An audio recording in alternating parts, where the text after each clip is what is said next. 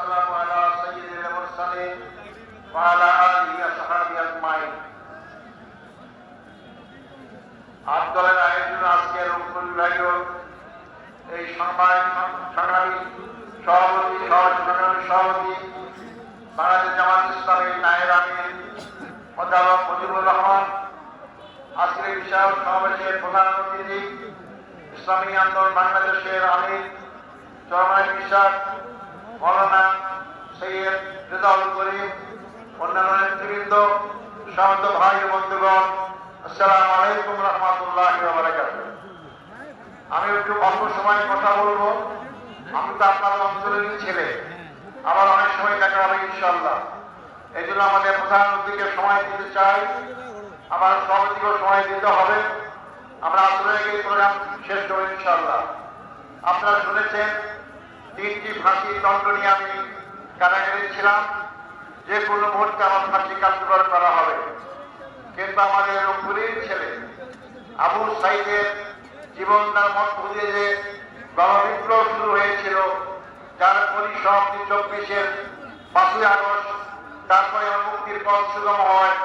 মুক্তির আজকে আমি আপনাদের সামনে হাজির হওয়ার সুযোগ পেয়েছি, আলহামদুলিল্লাহ। সংগ্রামী ভাই বন্ধুগণ, বাংলাদেশের মূল সমস্যা কি? আমাদের দেশের মূল সমস্যা দুর্নীতি। আমাদের দেশের সম্পদের কোনো অভাব নেই, আমাদের অভাব দুর্নীতি মুক্ত সৎ নেতৃত্বে।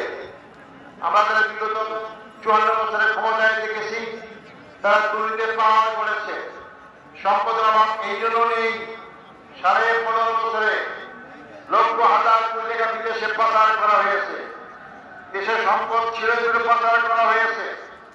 আজকে যদি সৎ নেতৃত্ব আমাদের সমাজ রাষ্ট্রে কায়েম হয়, বাংলাদেশ 3 থেকে 5 বছরের মধ্যে দুর্নীতিমুক্ত হলে বিদেশি সিঙ্গাপুরের মতো নয়, তার চেয়েও অনেক উন্নত বাংলাদেশ হতে পারে ইনশাআল্লাহ। আমাদের দেশের মূল সমস্যা, আমরা সুশাসন পাইনি।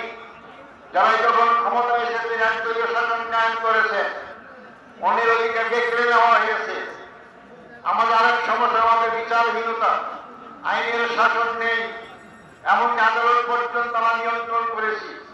এই অবস্থায় 15.5 বছর গণবিস্ফোরণ হলো, অনেকে এটাকে দ্বিতীয় স্বাধীনতা বলে থাকেন।